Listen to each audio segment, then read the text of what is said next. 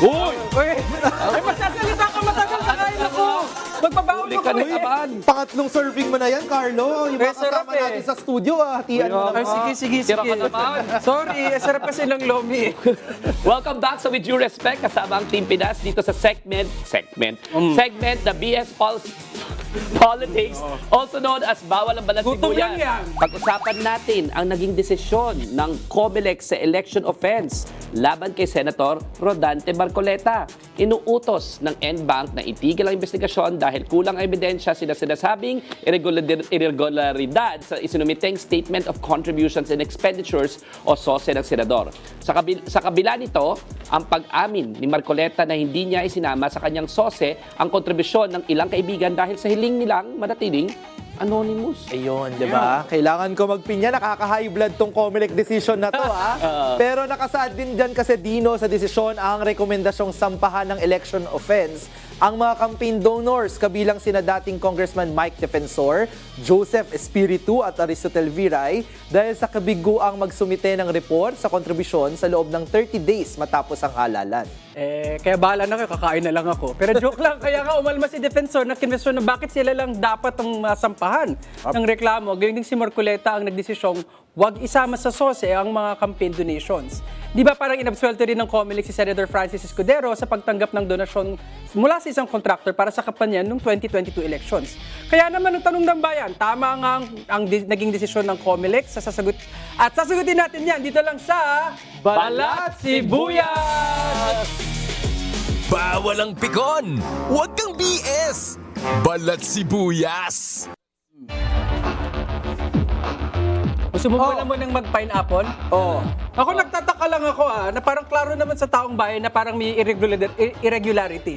Yung mga taong may kapangyarihan na may maraming pera na nagbigay ng milong pera sa isang incumbent o nakaupang congressman na alam naman natin na itatakbo, natago dun sa mere technicality na hindi pa campaign period.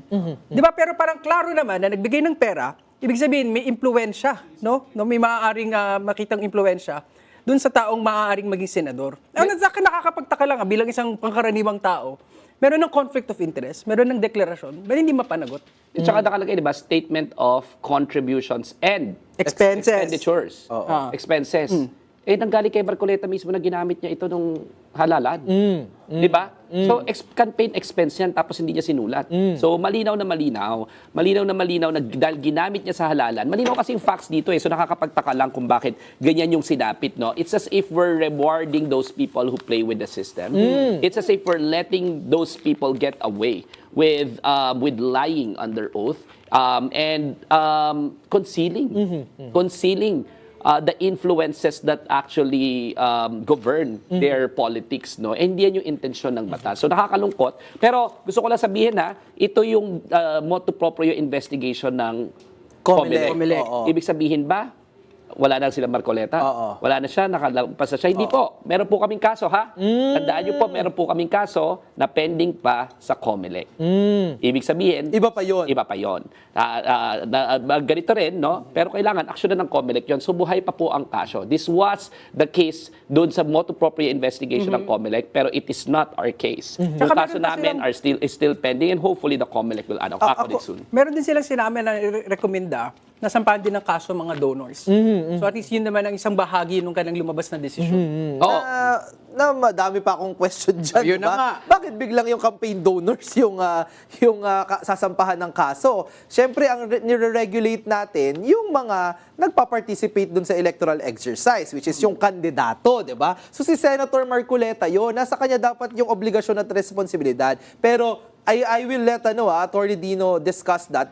Okay ba yun? Yung campaign donors, sila yung kakasuhan ngayon. Parang nangyari ay pakonsuelo, sila ngayon yung ipapahabol sa atin. Pero bilang isang political scientist din, gusto lang i-comment din na, alam mo, sa iba't ibang mga bansa, binabantayan din natin yung mga election regulation authorities, kagaya ng COMELEC.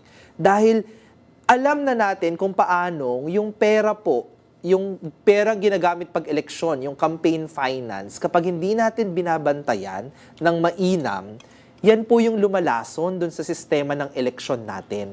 Yan po yung nagpapanatili na nabibili yung ating mga kandidato ng mga mayayaman, 'di ba? Na nalalaro nila yung ating mga campaign regulations. Tandaan nyo po, sa atin nga, reporting na lamang yung hinihingi. Sinong nag-donate, anong ginastos mo, para saan mo ginasta. Medyo ano na nga yan, minimal na mga requirements na nga yan. Hindi na yan masyadong hindi na tayo nakakakuha ng maraming mga detalye pa talaga, no? Kung paano pinupunduhan yung kanilang mga kampanya. Napakahalaga po, kapag iniisip po ng ating mga kababayan na dapat ang eleksyon ay maging patas, malinis, no? Mapagkakatiwalaan, malaking bahagi po niyan ay yung tungkulin ng Commission on Elections na bantayan po yung paggasta at saan po nanggagaling yung ginagasta ng mga kandidato. Pag yan ay hindi malinis, pag yan ay hindi galing sa tama, yung buong proseso po ng eleksyon at yung ating demokrasya po, yung nalalason at nabababoy. Bago si Atty. Dino, kung gusto lang simplihan ng analogy, yung mga maliliit na negosyante natin, nagpa-file ng mga tax returns.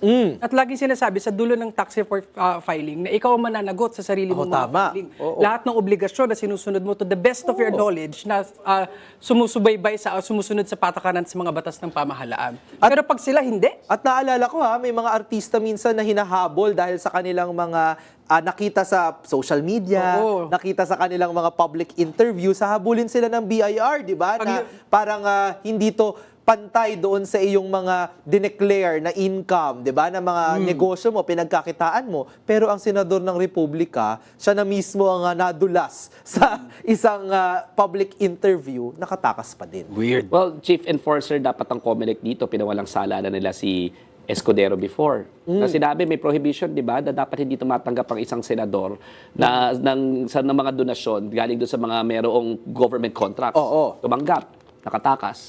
Ngayon, umamin na hindi dineclare yung kanyang mga donations, nakatakas. Pinatakas. Pero, so nakakalungkot yan, no? Pero ito ang aking dito, reflection, itong si Senator Marcoleta, hindi lang talaga to traidor sa bayan at senador no? Itong si Marcoleta, traidor pa sa sarili niyang donors.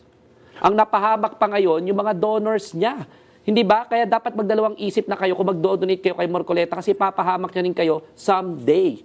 Kasi kayo ang makakasuhan, kayo ang ipapahamak at siya makakaalis. Makakatakas. Oo. Pero talaga bang makakatakas yan? Kasi kahit na anong gawin mo, sige, makatakas ka sa election offense, pero tinanggap mo pala nung congressman ka. Uy. Ang milyong, limpak-limpak na salapi. Oh. Ibig sabihin, graft yan. Ay, Di ba? By reason of your office, di ba may prohibition na bawal dineclare kaya niya yan sa Nasa income tax sa- niya? kaya?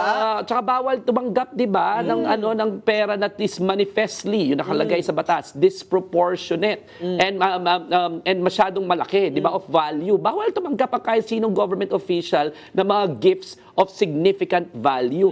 Yung milyong pera kaya tapos hindi ka pa kandidato. Yan ang problema dyan. Wala talagang takas pala kahit pagbali-balik ta rin, no? Di ba? Wala pa siya yung donor's tax, ha? Oo. Pero Yan. kailangan nila ipakita kung nagbayad sila ng Ang donor's tax. tabayanan nyo yung kaso ni Atty. Dino sa COMELEC at saka may bago pa pala, pwede din palang graph yan At Sa tabayanan ombudsman. natin yan. Nag-supplemental na kami dyan Okay. sa ombudsman, meron sa COMELEC, meron sa BIR. ombudsman, meron sa ethics committee, meron sa BIR. Nananawagan po tayo doon sa mga government agency na ito na panagutin ang dapat managot. Alam niyo naman, kung tutulog-tulog po yung ating Commission on Elections, no, tayo-tayo na lang po ang magtatrabaho dito. So, abangan nyo kami sa With Due Respect linggo-linggo para may update sa Nagpa-follow mga kaso. Ang haba isang segment na yun. Kailangan dito ko na-explain, ang dami nagme-message sa akin. Pwede po pahingi ng update. Okay. Bagong segment po yan next week, ang kaso ni Atty. Dino.